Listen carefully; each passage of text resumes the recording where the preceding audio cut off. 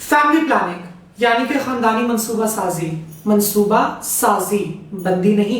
Miss बंदी क्यों नहीं बेटा? क्योंकि फिर हमारी रिलीजियस और कल्चरल वैल्यूज के मुताबिक लोगों को डर लग जाता है कि हमारे बच्चे बंद कर दिया।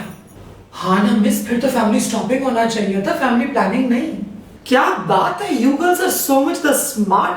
अब हमारी रिलीजियस और कल्चरल वैल्यूज के मुताबिक शादी तो हस्बैंड और वाइफ की होती है और बच्चे भी हस्बैंड और वाइफ नहीं करने होते हैं, इसलिए ऐसे नहीं होना चाहिए कि दोनों प्लानिंग कर ले कि बच्चे कब, कितने और कैसे पैदा करना चाहिए। लेकिन मिस हमारी रिलीजियस और कल्चरल वैल्यूज के मुताबिक तो बच्चे कभी भी हो सकते हैं। मिस मेरी मामा कहती हैं बच्चे हॉस्पिटल्स में तैयार होते हैं डिब्बों के अंदर, जिन्हें इंक्यूबेटर्स कहते हैं। मिस ये झूठ कह रही है, कल हम सबको बता रही थी कि मियां बीवी आपस में सेक्स करते हैं, उसके बाद बच्चा पैदा होता है। अभी आपके सामने शरीफ होने की एक्टिंग कर रही है। Girls enough. बच्चे कोई दूध का पैकेट नहीं है कि डिब्बे के अंदर तैयार होंगे। बच्चे अपनी माँ के यूट्रस के अंदर ही तैयार होते हैं, जिसके लिए माँ का एग और अब्बू का स्पर्म दोनों का आपस से मिलना बहुत जरूरी है। तो अगर हम चाहें कि हम प्रेग्नेंट ना हो, हमें इसी एग और स्पर्म की मुलाकात को रोकना होगा। और ये मुलाकात कैसे रोकी जा सकती है?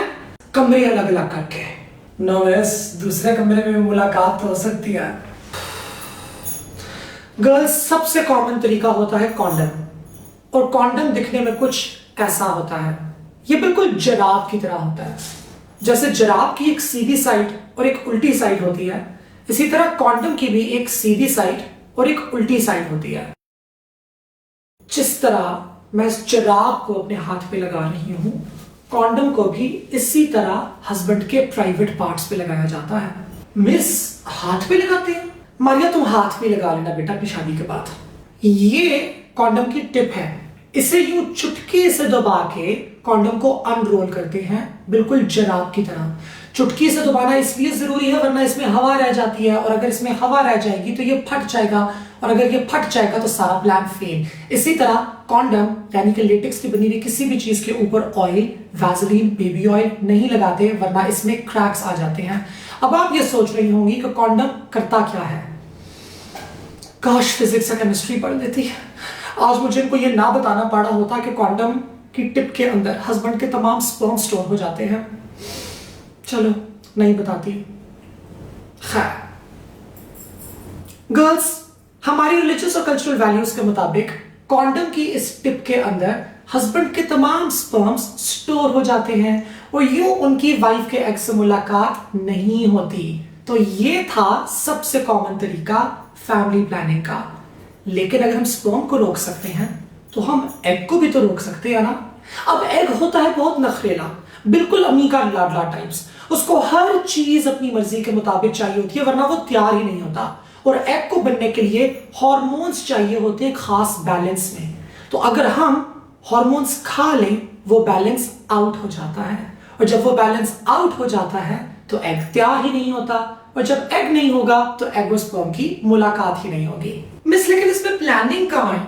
इसमें प्लानिंग डिस्कशन में है, बातचीत में, कि आपको अगला बेबी कब करना चाहिए, कैसे करना चाहिए। अगर फौरन करना चाहते हैं तो कोई तरीका इस्तेमाल ना करें, अगर थोड़ी सी ब्रेक देना चाहते हैं तो कोई तरीका इस्तेमाल कर लें।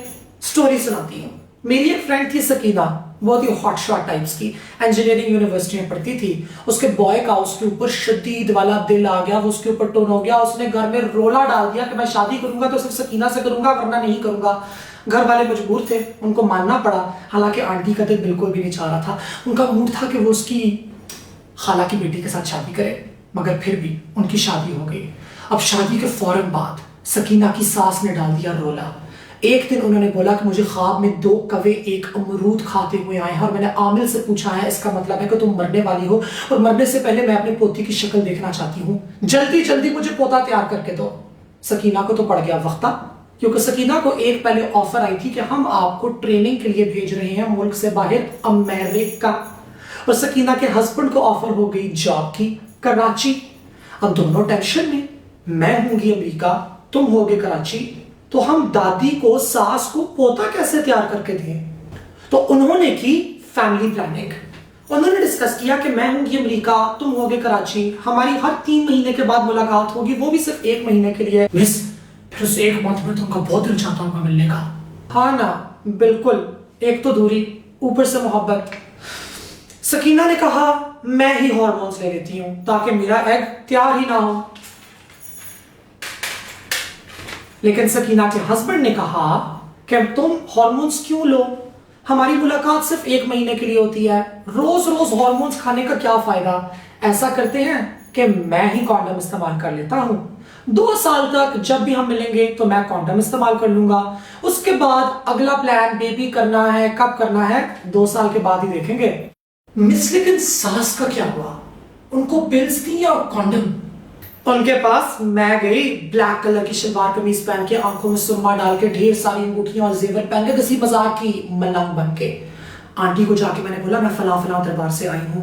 वो कैसे यकीन करती, लिहाजा मैंने उनको उनके घर की तमाम कहानियां सुना दी और कहा मुझे मेरे जिनों ने बताया है। यानी मिस आप पिंकी पीरनी के बजाय ब्लैकी पीरनी बन गई। आंटी मान गई, उनको मेरी स्टोरी पसंद आ गई कि पूछती है क्यों आई हो। मैंने कहा आपके घर पे काला जादू हुआ है, बहुत बड़ा साया है, अगर अगले 2 साल के अंदर अंदर आपका पोता पैदा हो गया तो वो आप सबको बेच के खा जाएगा। अगर आप चाहती हैं कि आपका बेटा आपके काबू में वापस आ जाए तो 2 साल तक घर के अंदर कोई भी नई औलाद पैदा नहीं होनी चाहिए। आंटी बहुत खुश हुई, मुझे 10,000 रुपए भी दिए, उन 10,000 रुपए की मैंने अपनी फ्रेंड सकीना और उसके हस्बैंड को ट्रीट भी खिलाई।